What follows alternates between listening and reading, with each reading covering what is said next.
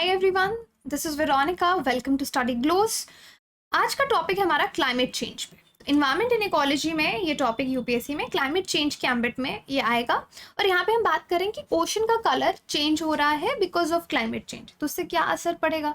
Ocean के colour ही तो change हो रहा है, किस चीज़ को फर्क पड़ेगा ये आप मुझे कमेंट सेक्शन में बताइए। और ओशन का क्या कलर है, क्यों है, अगर आप जानते हैं ज़रूर कमेंट में बताइए। बाकी हम इसको डिस्कस करेंगे डिटेल में। This is my social media where you can connect with me for any query because I feel together we can make a huge difference. Now, climate change.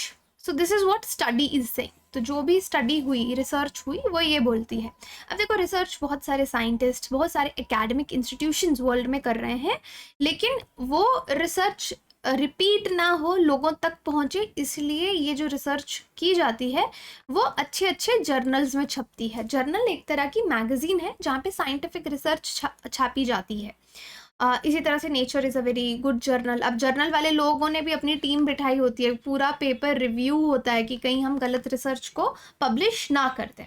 ये topic environment pollution, climate change में आप simple ले लीजिए, आपका cover होता है exam में। Mains perspective से इट इज़ इम्पॉर्टेंट कि क्लाइमेट चेंज का क्या इम्पैक्ट पड़ रहा है ओशंस पे और क्या मेजर्स हमको लेने चाहिए क्लाइमेट चेंज को लेकर। अब कॉन्टेक्स्ट क्या है?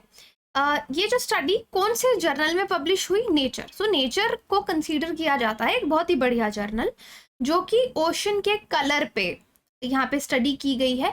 और 2 डेकेड्स का क्या मतलब है कि 20 साल से ये स्टडी चल रही है। ऐसा नहीं कि हमने 1 महीने पहले देखा, 2 महीने पहले देखा और आज स्टडी आ गई। आपकी 20 साल से स्टडी चल रही है। आप हर एक पिक्चर को, हर एक वीडियो को, सैटेलाइट का जो इन्फॉर्मेशन आपने कलेक्ट किया है उसको साइंटिस्ट ने एनालाइज किया और उसके बाद ये कंक्लूजन निकाला कि कलर चेंज हो रहा है। अब ह्यूमन आईज को इतनी जो सटल, इतनी छोटी छोटी जो चेंजेस होती है ना कलर में, वो आपको दिखेंगी नहीं कि ये जो कलर आपको साइड पे ब्लू दिख रहा है और ये वाला जो कलर है, क्या इसमें कोई चेंज, अगर छोटा सा थोड़ा बहुत चेंज होगा, हमारी ह्यूमन आईज को नहीं पता चलेगा।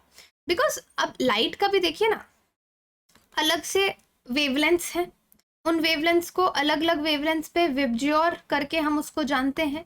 Violet, indigo, blue, green, yellow, orange, red, अलग अलग कलर्स हैं। अब कौन से कलर एब्जॉर्ब हो रहा है, कितनी वेवलेंथ पे, कौन सा रिफ्लेक्ट हो रहा है, वो डिपेंड करता है कि सामने वाली चीज़ हमको किस कलर में दिखाई देगी। नेचुरल चीज़ों की अगर बात करें, अदरवाइज कपड़ों वगैरह में भी use dye also, that is a separate thing.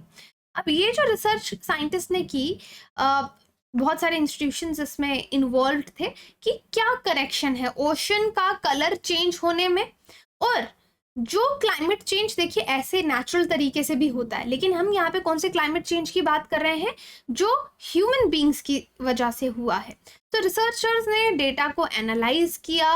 Moderate resolution imaging स्पेक्ट्रोरेडियोमीटर, जिसको हम शॉर्ट में लेक्चर में मॉडल्स बोलेंगे, एक्वा सैटेलाइट, जो कि NASA earth science satellite mission का एक हिस्सा है, कि इन्होंने ओशन के जो कलर्स हैं 2 डिकेड्स यानी 2002 में ये काम इन्होंने शुरू किया और 2022 तक इन्होंने इस पर रिसर्च किया, डेटा कलेक्ट किया और फिर ये एनालिसिस निकाला। तो यहाँ पे ये जो मॉडरेट रेजोल्यूशन इमेजिंग स्पेक्ट्रोरेडियोमीटर है, मोडस, ये जो विजिबल लाइट है आपकी, जो विबज्योर मैंने आपको बताया 7 वेवलेंथ्स हैं, उनको मेजर करता है कि कौन सी वेवलेंथ एमिट हो रही है, so that we can differentiate between 2 colours. तो क्या पाया गया कि 56% अर्थ के जो ओशंस हैं, exceeding the total land area जो प्लैनेट पे, वहाँ पे कलर में चेंज देखा गया। तो ये इनका एक जो पूरा डेटा कलेक्ट किया गया, उसमें से ये ढूंढा गया, ये एनालिसिस, ये फाइंडिंग इनको मिली। अब जो कलर चेंज हो रहा है, इसका इम्पैक्ट किस पे पड़ेगा? This is very important. Impact पड़ेगा मरीन इकोसिस्टम पे, जो वहाँ पे एनिमल्स हैं।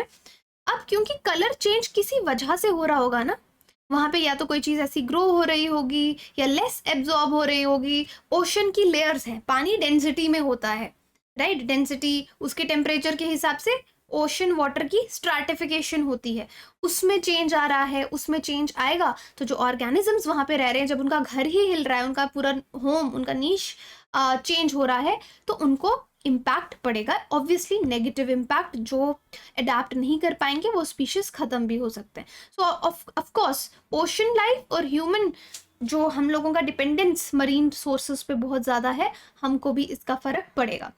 तो जैसे मैंने आपको बताया, ह्यूमन आइज छोटे मोटे चेंजेस नहीं देख सकती क्योंकि मिक्स वेवलेंथ वहाँ पे रहती है, blue to green and even red you can see. Now look at this picture, ये पूरे ग्लोब का पिक्चर आपको यहाँ पे दिखेगा, एक मैप आपको दिख रहा है। अब कहीं पे आपको पानी, ये पानी वाला एरिया है, जब पिक्चर्स ली गई तो कुछ ग्रीन एरियाज दिखे, कुछ ब्लू एरियाज दिखे। अब ब्लू क्यों दिख रहा है? क्योंकि यहाँ पे बाकी सारा वेवलेंथ जो है, डिफरेंट 7 आपकी वेवलेंथ है, एब्जॉर्ब हो रही है, ब्लू रिफ्लेक्ट हो रही है, इसलिए आपको ब्लू दिख रहा है। अब ग्रीन में क्या है, यहाँ पे ग्रीन क्लोरोफिल दिखाता है, ठीक है, कि यहाँ पे क्लोरोफिल है।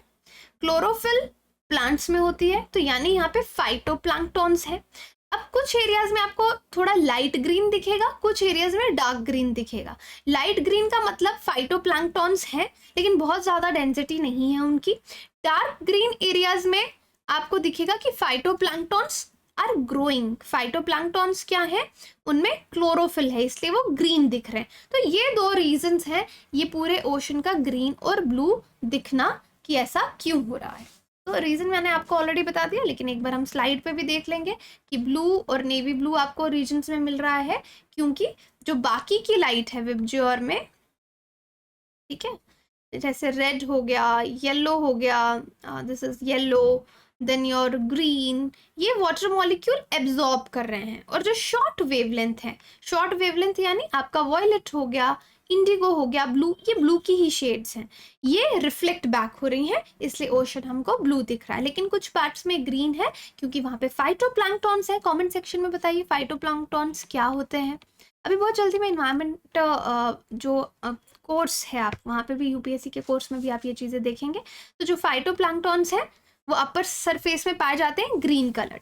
तो अब ये एनुअल वेरिएशंस ओशन कलर की देखी गई 2 डेकेड्स तक, that means 2 decades mean 20 years, और पता चला क्लाइमेट चेंज की वजह से हो रही है। Now I hope you understand why the blue colour, why the green colour.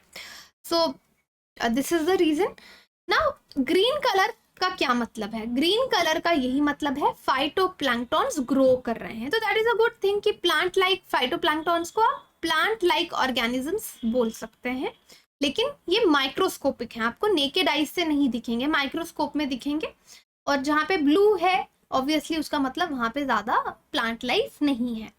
And obviously colour आपको ये भी दिखाता है कितना कार्बन डाइऑक्साइड एब्जॉर्ब हो रहा है ओशन के द्वारा, बिकॉज ओशन क्या है, they are very important ocean sinks, है ना, दे आर कार्बन सिंक्स, कि कार्बन को सिक्वेस्टर करते हैं, एब्जॉर्ब करते हैं, एटमॉस्फेयर से रिमूव करते हैं। तो आपकी जो ग्लोबल वार्मिंग की समस्या है वो खत्म होगी, थोड़ी कम हो जाएगी।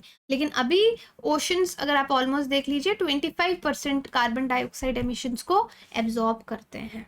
और ओशन स्ट्राटिफिकेशन पे भी इसका फर्क पड़ेगा। स्ट्राटिफिकेशन मैंने आपको बताया, नेचुरल सेपरेशन, ओशन वाटर अलग अलग हॉरिजेंटल, मतलब हॉरिजेंटल ऐसे ऐसे अलग अलग लेयर्स में आपको मिलेगा, और that is due to climate change. और ये अब डेंसिटी लेयर्स की इंक्रीज हो गई है क्लाइमेट चेंज की वजह से।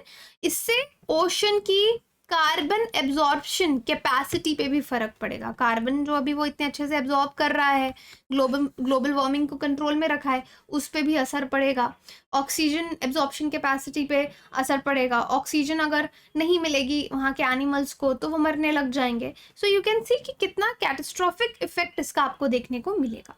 तो यहाँ पे रिकमेंडेशंस क्या दी गई हैं कि रिसर्चर्स ने बोला कि जो भी लोग हैं, पॉलिसी मेकर्स हैं, ग्लोबल लीडर्स हैं, वो समझें कि सिर्फ कलर चेंज होने पे, जैसे मैं भी टॉपिक बना रही हूँ, आप देखेंगे कि बहुत लोग इस टॉपिक को नहीं देखेंगे, बिकॉज क्या इंपॉर्टेंट थोड़ा ही है। तो इसी तरह से यही रवैया गवर्नमेंट्स का भी होता है कि कलर चेंज ही तो हो रहा है, बट समझना पड़ेगा कि अगर आप मरीन इकोसिस्टम्स को प्रोटेक्ट करते हो, मरीन इकोसिस्टम्स इतने इंपॉर्टेंट क्यों हैं, कितने सारी कंट्रीज का लाइवलीहुड, उनकी इकोनॉमी मरीन इकोसिस्टम पे चल रही होती है, और ऑब्वियसली ह्यूमंस को इसका फर्क पड़ेगा।